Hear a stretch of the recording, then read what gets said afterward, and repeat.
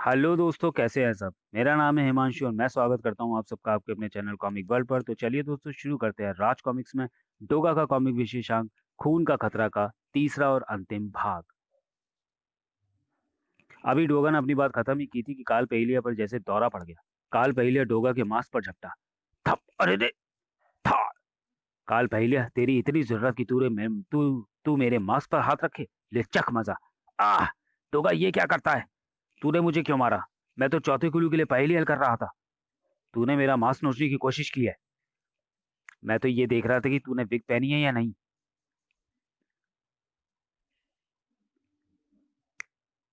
Wig? ओह wonderful. यानी तू ये कहना चाहता है कि उस पांचवी ने अपने कत्ल के वक्त जरूर विग पहनी थी, जो शायद उसकी हत्या के वक्त या बाद में हट गई होगी। तूने खामा खा मुक्का खा लिया पहेलिया। पहले ही बता देता तो मुक्का खाने से बच जाता। जोर की तो नहीं लगा? अगर तू ऐसे ही एक के बाद एक मुक्के मारता रहा तो शायद पहेली हल होने तक मुझे नकली दांतों के सेट की जरूरत पड़ जाएगी। कुछ भी हो, पर तू पॉइंट बढ़िया ढूंढ कर लाया है पहेलिया, वरना मैं तुझे दूसरा मुक्का भी मारता। तेरी बात की सच्चाई का पता लगाने के लिए मुझे मीनाक्षी पाटकर के घर जाना पड़ेगा, क्योंकि फाइल में लगी फोटो में केवल उसी के बाल घुंघराले नहीं है। पर तब तक मैं क्या करूंगा? तब तक तू मेरे कुत्तों से पहेलियां बूझना, और अगर पहेली बूझने का मूड ना हो तो वापस जाकर अपनी पैंट और लवादा ले आना। कम से कम इन कुत्तों में और तुझमें कोई फर्क तो पता चलना चाहिए। कुत्ता कुत्ता कुत्ता। मीनाक्षी पाटकर के घर में प्रवेश के साथ ही डोगा को घर का प्रत्येक सदस्य बेहोश पड़ा मिला। इन्हें बेहोश किसने किया? मैंने। किक। ओह! उस किक के साथ ही डोगा के मस्तिष्क में खतरे की घंटियां बज उठी। उस आवाज और उस सूरत की मालकिन को फौरन ही पहचान गया। काली? तू ये बताए तू ये बताए बिना यहाँ से नहीं जा सकती काली कि तू यहाँ क्या कर रही थी? तू जानता है डोगा कि मुझे मर्दों से नफरत है। नफरत व घृणा से सुलग उठा काली विधवा का स्वर। ठाक! मुझे कोई मर्द स्पर्श नहीं कर सकता, और अगर कोई ऐसी कोशिश करता है तो काली उसे सजा देती है। ये जाने बिना तो तुझे नहीं जाने दूंगा काली कि तू यहाँ क्या करने आई थी। डोगा की चमकती आंखों ने काली के हाथ से उछली उस चीज को उठा लिया। ओह! ये तो विग है। घुंघराले वालों वाली वही विग जिसके लिए मैं यहाँ आया हूँ। ओह! तो तू इसे इसलिए यहाँ से ले जाने आई थी ताकि ये विग तुझे यहाँ ना मिले? ये विग मुझे यहाँ ना मिले? इरादा तो यही था डोगा, क्योंकि मैं नहीं चाहती थी कि मेरे अलावा करवा चौथ हत्यारे तो कोई और पहुंचे। जब काली बाड़ी की ओर जाते हुए मैंने तुम्हारा पुलिस से मुठभेड़ देखी तो समझ गई कि तुम मृतकाओं के घर जा जाकर कुछ कड़ियों को जोड़ने की कोशिश कर रहे हो। देर से देर तुम्हारी नजर इस कड़ी पर भी जरूर जाएगी। यह सोचकर मैं इस विग को गायब करने चली आई थी। पर तुम इतनी जल्दी यहाँ जाओगे ये नहीं सोच पाई थी। था। उसके बाद काली विधवा वहां ना रुकी। करवा चौथ हत्यारे के गले में फंदा मैं डालूंगी धोखा, और मैं ही खींचूंगी भी। बाकी सब उसकी लाश देखेंगे, क्योंकि जिस क्लू तक मैं पहुंच गई हूँ वहां तक तुम कभी नहीं पहुंच पाओगे। ये तो वक्त बताएगा काली कि उस दर्दांत हत्यारे के गले में फंदा कौन डालेगा और कौन खींचेगा। मगर काली कौन से ऐसे क्लू तक पहुंच गई है जहां तक मैं नहीं पहुंच सकता? तुम नीचे उतरते ही चौंक पड़ा होगा। तुम तुम यहाँ पर क्या कर रहे हो? मैं अपनी पैंट और लबादा ले आया हूँ। कहीं आने जाने पर पाबंदी थोड़ी लगी है। तुम्हारी चौथी कड़ी सही निकली। वो पांचवी औरत विग लगाती थी, लेकिन काली विधवा के अनुसार कोई पांचवी कड़ी भी है। वो पांचवी कड़ी ये निशान होना चाहिए, जैसा कि अली बाबा वाली कहानी में डाकू ने अली बाबा के घर के बाहर लगाया था, ताकि करवा चौथ हत्यारा हुआ वो घर ना भूल जाए जहां उसने अपना शिकार चुन रखा है। ओह! तब तो उन पांचों मृतकों के घर पर भी हमें वह निशान लगा मिलना चाहिए। जरूर मिलना चाहिए। मीनाक्षी पाटकर का घर यहाँ से नजदीक है। वापस वहीं चलकर देख लेते हैं। डोगा के जबड़े अनायास ही उस वक्त भिज गए। निशान काफी धुंधला गया है। काल पहेलिया, जुड़ गई पांचवी कड़ी भी। काल पहेलिया, दिन में अब मुझे उन औरतों का पता लगाना होगा जो आज चंद्र दर्शन के वक्त पीली साड़ी पीली चूड़ियां पहनेंगी, इरमा लड्डू सेंट लगाएंगी, जिनके बाल घुंघराले होंगे और जिनके घर के बाहर लगा होगा वह क्रॉस का निशान।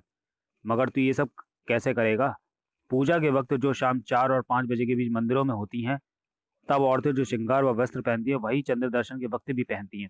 यानी कौन औरत इस बार हत्यारे का शिकार बनेगी इसका पता मुझे इसी 1 घंटे में लगाना है। मैंने तुझे इतने सारे क्लू ढूंढ कर दिए हैं डोगा। अगर तू इस हत्यारे तक ना पहुंचा तो मेरी बड़ी बेइज्जती होगी।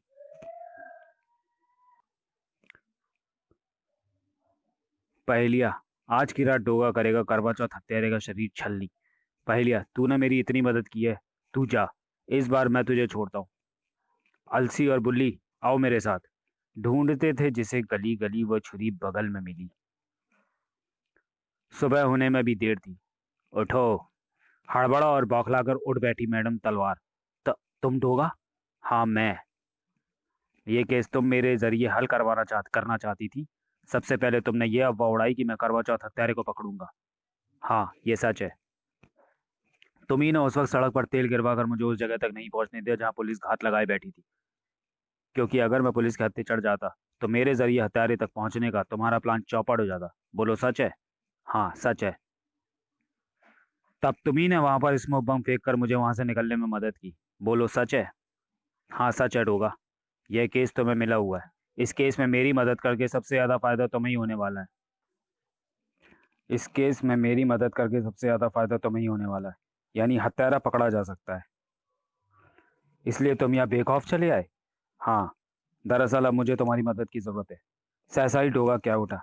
ये सामान कैसा है? क्या आज तुमने भी करवा चौथ का व्रत रखा है? हाँ। एक भारतीय स्त्री होने के नाते ये परंपरा मुझे भी तो निभानी है। मेरे पति फौज में है। ओह। पति बाहर के दुश्मनों से लड़ रहा है और पत्नी अंदर के दुश्मनों से। गुड। इसे कहते हैं देशभक्ति। डोगा ने अनायास ही सा खोल डाला साड़ी का वो डिब्बा, पर उसी पल चौंक पड़ा वह। अरे, क्या हुआ डोगा? ये तो पीली साड़ी है। तो क्या हुआ? ये रंग मेरे पति को पसंद है। ये चूड़ियां तुमने कहाँ से खरीदी? एक चूड़ी वाला घर पर ही दे गया था। सेंट भी वही है। अपनी कैप हटाओ मैडम तलवार। कैप? पर क्यों? एक झटके से मैडम तलवार के बालों की ओर उठी। डोगा की निगाहों में उस वक्त जैसे आश्चर्य का महासागर ही लहला उठा। तो तुम्हारे बाल तो तुम्हारे तो बाल भी घुंघराले हैं। आखिर बात क्या है डोगा? मैं अभी आया। अरे रुको डोगा, तुम्हें क्या मदद चाहिए? किंतु इस वक्त डोगा को नहीं, शायद मैडम तलवार को मदद की जरूरत थी, क्योंकि जबड़े बिछ गए थे डोगा के। वही निशान भी। डोगा आखिर तुम डोगा वापस पहुंचा तो तब तक मैडम तलवार बेहद व्यग्र हो चुकी थी। डोगा, आखिर तुम बताते क्यों नहीं कि ये सब चीज देख कर तुम परेशान क्यों हो गए हो? मैं परेशान नहीं हुआ मैडम, बल्कि मेरी परेशानी हल हो गई है। कैसी परेशानी? तुम मेरे पास कैसी मदद के लिए आए थे? ये मैं तुम्हें आज रात को बताऊंगा। चांद निकलने में अभी थोड़ी देर बाकी थी। लगभग प्रत्येक करवा चौथन औरत की निगाहें आकाश को ताक रही थीं, और किसी की खूंखार निगाहें अपने शिकार को। बस थोड़ी देर और बाकी है। थोड़ी देर में चांद सुहागनों के सामने होगा, और मैं अपने फरसे के साथ उस सुहागन के सामने जिसे इस बार मैंने चुन लिया है। रात का रक्षक डोगा, जो आज उस बेरहम हत्यारे का शरीर छलनी करने के लिए बेचैन था, आज नहीं बच पाएगा वो हत्यारा। और चांद निकल आया। चांद निकल आया। चांद निकल आया। दिए जलाओ। छलनी में जल अर्पित करो और अपनी सुहाग की लंबी आयु की कामना करो। नई नवेली दुल्हन सी सजी धजी मैडम तलवार भी छत पर आ पहुंची थी। वो जहां भी हैं, उनकी मंगल कामना के लिए दुआ करती हूँ। जल अर्पित करने के बाद पलटी तो उछल पड़ी वो। तो तुम डोगा, तुम यहाँ कब आए? आना तो यहाँ करवा चौथ हत्यारे को चाहिए था मैडम तलवार, क्योंकि वो प्रहार चांद के आगमन के वक्त करता है। और आज उसका शिकार तुम हो, क्योंकि आज की रात तुम मैं वो सारी बातें हैं जो उसे हत्या के लिए आमंत्रित करती हैं। यानी तुमने पीली चूड़ियां और पीली साड़ी पहनी हुई है। इरमा लाडू सेंट लगाया हुआ है। घुंघराले बाल भी हैं तुम्हारे। और तुम्हारे घर की दीवार पर हत्यारे द्वारा लगाया हुआ क्रॉस भी है। मैं तुमसे इसी तरह की औरत का पता लगाने की मदद लेने आया था मैडम तलवार, जो तुम अपनी पुलिस फोर्स के जरिए आसानी से लगवा सकती थी। Oh no. पर फिर हत्यारा आया क्यों नहीं? कहीं उसने दूसरा दूसरा शिकार भी तो नहीं चुन रखा, ताकि एक कर प्रहार करने में असफल होने के बाद वो दूसरी को अपना शिकार बना सके? चांद थोड़ी देर के लिए बादलों की ओट में चला गया। बिजली सी कौंध गई तब डोगा के जहन में। हत्यारा अब मुझसे नहीं बच सकता। मैं समझ गया हूं कि वो कहाँ गया होगा। डोगा जान छोड़कर भागा। चांद बादलों की ओट में चला गया था। मोनिका के अपूर्व सौंदर्य पर उदासी के बादल आ डटे थे। जब तक तुम नहीं आओगे मैं अपना व्रत नहीं खोलूंगी सूरज। पीछे हाथ पाकर आंखें बंद कर ली उसने। तुम आ गए सूरज। मैं जानती हूँ ये तुम हो, और अब मैं छलनी में ही देखूंगी तुम्हारी सूरत। छलनी को सामने करके उसने अपनी आंखें खोली, और यही वो पल था जबकि उसकी आंखें रोमांच के कारण चौड़ी होती चली गईं। चीख पड़ी वो। कौन है तू शैतान? ओह, तू हत्यारे, करवा चौथ हत्यारा है तू। उसके हुलियों को देखकर उसे झट पहचान गई थी मोनिका, जबकि उस पर चीते की तरह झपटा हत्यारा, मगर लोमड़ी की तरह सावधान थी मोनिका। हत्यारे, आज मैं तुझे बचकर नहीं जाने दूंगी। हवा में लहराया हत्यारे के हाथ में थमा फरसा बिजली की तेजी के साथ उस प्रहार से बची मोनिका। साह! मोनिका की उस ठोकर से बिलबिला गया हत्यारा। हत्यारा जबरदस्त फुर्ती के साथ मोनिका पर झपटा। साह! उफ!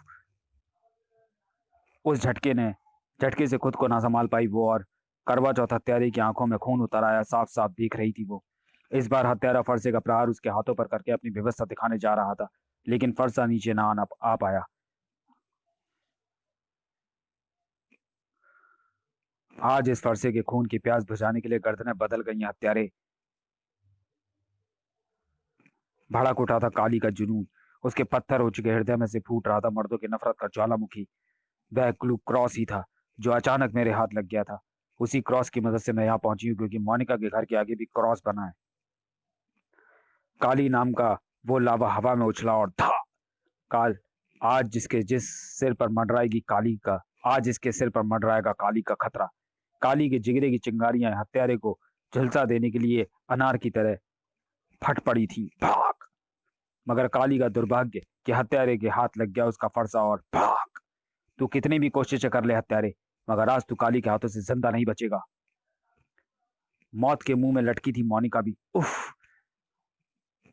रणचंडी सी बनी काली विधवा भी हत्यारे के परखच्चे उड़ा देने के लिए प्रयत्नशील थी। 5 सालों से तू निर्दोष औरतों पर मौत की धार बनकर लटक रहा है हत्यारे। आज वो सिलसिला रुक जाएगा। मगर मौत बनकर हत्यारे तक पहुंचना काली के लिए भी आसान साबित ना हुआ। धप! हत्यारा चीते सा फुर्तीला था और सांड जैसा शक्तिशाली। हत्यारे ने काली को मौत के हवाले करने में देर न लगाई। गले से हिंसक घुर्राट निकालता फरसा लेकर उठ खड़ा हुआ हत्यारा, और अच्छा हुआ तो गिर कर नहीं मरी, क्योंकि इस फरसे की धार पर लिखा है तेरा नाम। मौत का तांडव सा नाच उठा था हत्यारे के संपूर्ण चेहरे पर।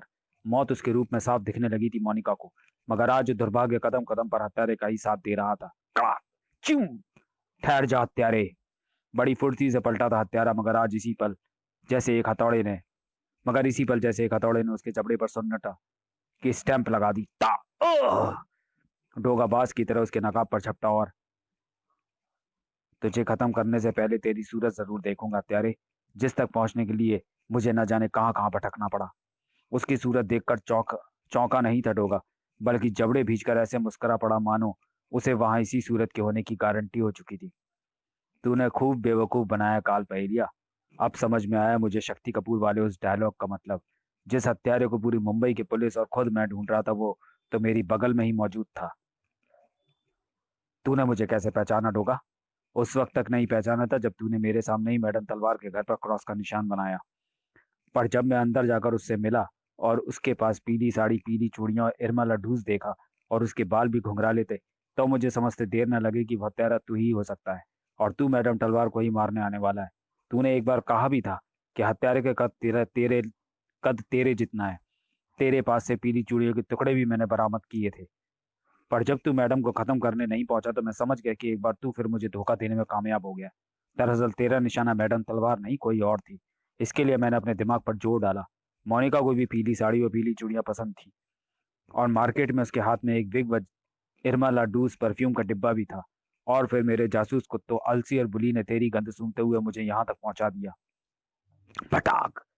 अब ये बता कि तूने पीली चूड़ियां मोनिका और तलवार को कब बेची? जब मैं कुत्तों को धोखा देकर भाग निकला था डोगा। मुझे लगा ही नहीं मुझे लगा कि कहीं तुम सचमुच मुझ तक ना पहुंच जाओ, इसलिए मैंने ये सारी शतरंज फैलाई थी, ताकि मैं तुम्हें भटकाकर गलत जगह भेज सकूं। मगर मान गया कि तू वाकई कुत्ता है। बहुत सूंघती है तेरी नाक। सुश! डोगा के बस जुबानी कभी ना करना। अब ये भी बता कि तू यह हत्या क्यों कर रहा है? डोगा, मैंने पहली हत्या की थी अपनी पत्नी की, जिसने उस दिन पीली साड़ी और पीली चूड़ियां पहनी थी। इरमा लड्डू सेंट लगाया था, उसके बाल घुंघराले थे, उसने मेरे लिए करवा चौथ का व्रत रखा था। मुझे छलनी में अपनी शक्ल उसे दिखाने में बड़ा मजा आता था। मैं खुश था कि वो छलनी में मेरी शक्ल देखेगी। मगर उसी रात वो अपने मित्र के साथ मुझे छोड़कर भाग गई। मैंने दोनों को रेल के डिब्बे में जाकर इसी फरसे से काट डाला था। अब समझा कि मैं किसी खास औरत को ही क्यों चुनता था। इसलिए क्योंकि उस रूप में मैं अपनी धोखेबाज पत्नी को बार बार मारने का आनंद भी उठाता था। ठाक! डोगा, तूने एक बार फिर मेरा सारा खेल चौपट कर दिया। पर कोई बात नहीं, मैं इतनी जल्दी मरने वाला नहीं, दोबारा जल्दी ही मिलूंगा। डोगा ने भागकर नीचे देखा। Oh very good. डोगा ने गलत नहीं कहा था, क्योंकि नीचे काल पहले का स्वागत करने के लिए अपनी पूरी पुलिस फोर्स के साथ मौजूद थी मैडम तलवार। अब तू मेरे शिकंजे से नहीं बच सकता। केस हल करने में कामयाब हो गई थी मैडम तलवार। उसी वक्त दूसरी ओर से झांका काली विधवा ने। फ्लैट के एक टेरेस पर सिलिकॉन रोप अटकाकर मैं जमीन पर गिरने से तो बच गई, मगर ऊपर पहुंचने में देर हो गई मुझे। निकल भागा हत्यारा। अब काली के लिए वहां रुकना बेकार था। वह तुरंत लौट गई, जबकि इधर डोगा मोनिका की तरफ मुड़ा। लो मोनिका, अब तुम छलनी में मेरी सूरत देखकर अपना व्रत खोल लो। नहीं डोगा, मुझे डोगा की नहीं, सूरज की दीर्घायु चाहिए। ओह ठीक है सोनियो, लो ये देखो सूरज का थोबड़ा। थैंक यू सूरज। समाप्त। तो चलिए दोस्तों, वीडियो को यहीं समाप्त करते हैं और मिलते हैं डोगा सीरीज के अगले कॉमिक विशेषांक में अगले वीडियो में। तब तक के लिए धन्यवाद।